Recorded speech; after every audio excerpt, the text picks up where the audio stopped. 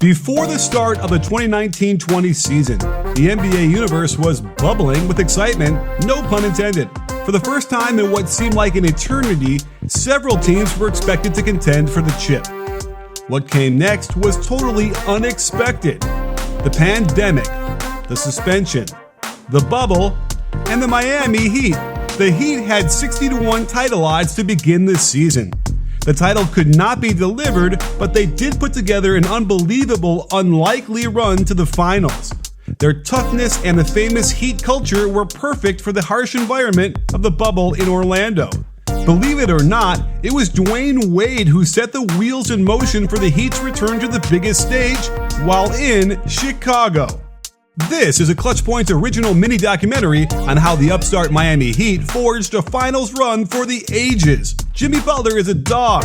He trains hard, competes hard, and isn't scared to get in your face. He's the kind of guy you would hate going up against.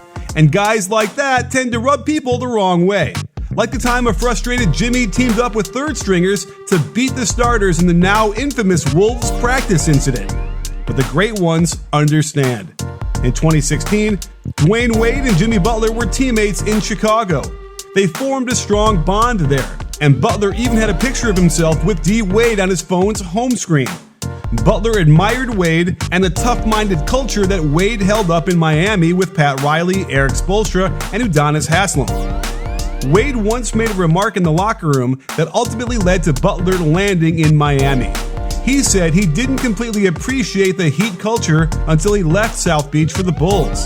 Jimmy was listening. Unhappy with the situation in Minnesota and Philly, he always asked his agent, "What about Miami?" In the summer of 2019, when the opportunity presented itself, Pat Riley pulled the trigger on a 4-team mega deal which brought South Beach its next big star. Butler had finally arrived to a place where he belonged. They loved his attitude and work ethic. D. Wade even said Jimmy's crazy was perfect for Riley and Spoelstra's crazy. It was time for the Jimmy Butler era in Miami. But a run to the finals for the 5th-seeded Heat was historically unlikely to happen.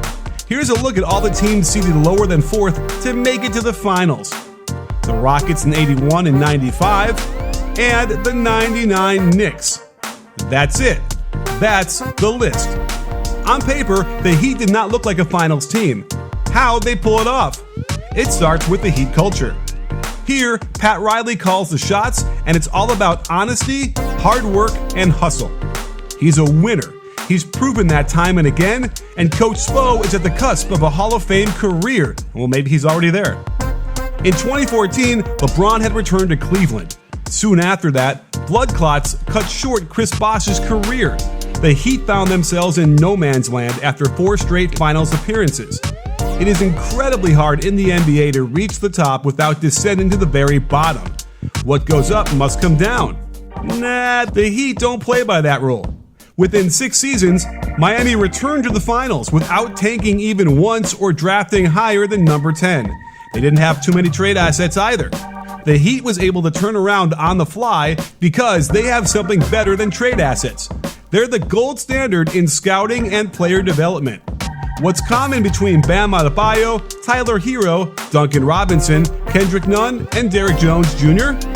They were all underrated prospects who punched well above their weight to take the Heat to the finals. These guys weren't projected to touch these heights. That's where the Heat excel. Bam Adebayo was drafted 14th by the Heat in 2017 and spent his first 2 years playing off the bench behind Hassan Whiteside. The Heat placed their trust in Bam by getting rid of Whiteside and his expensive contract. As a starter, he made a huge impact on both ends and became an all-star. Even Wade and Pat Riley were surprised with Bam's quick ascension through the ranks. He was rewarded with a 5-year, $195 million max extension in 2020, and D. Wade gave his approval by tweeting, "Earned." In the 2019 draft, Miami drafted Tyler Hero at number 13, another masterstroke by Miami late in the lottery. Hero balled out and was voted into the all-rookie second team, but his real moment to shine came in the playoffs. In Game 4 of the East Finals, he exploded for 37 points to push the Celtics into a 3-1 hole. Goran Dragic was impressed, but not surprised. I've already seen him do that stuff. He's going to be scary down the road. Expect a lot more hero ball in the future. Then there's Duncan Robinson, an undrafted pickup who signed a two-way contract with the Heat in 2018. Within 1 year, Robinson went from wanting to be a sports journalist because he thought his hoops career would not take off to a starter for the Miami Heat. Then he set a Heat record with 270 long-range bombs in 2019-20. Kendrick Nunn and Derrick Jones Jr. were also undrafted players that the Heat bet their money on, and it paid off. Nunn started 67 regular season games for the Heat and finished second in the Rookie of the Year voting, while Jones Jr. played useful minutes off the bench. The acquisitions of Andre Iguodala, Jay Crowder, and Myers Leonard were huge too. Goran Dragic was the perfect sixth man. Miami had just the right amount of youth and veteran presence. Teams get lucky once in a while. The Heat make their own luck. The bubble environment complemented Miami's dogged style of play, the perfect showcase for Heat culture. Despite being the underdogs, Jimmy knew it was their time to shine. He said, "Coach Pat and Spo do a great job of putting some dogs out there on the floor that just want to compete. They'll do anything that it takes to win." The finals run surprised everyone but the Heat. It's rare for such a collection of players to make a run like this. Iggy was the highest pick on the roster at number 9. Think of the Pacers in 2000 and the Pistons in 2004.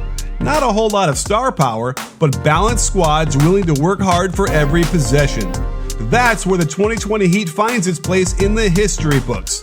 Critics will call it a fluke. But remember, this squad is only getting better, and they will be back, because that is what's expected when you are part of the Heat culture.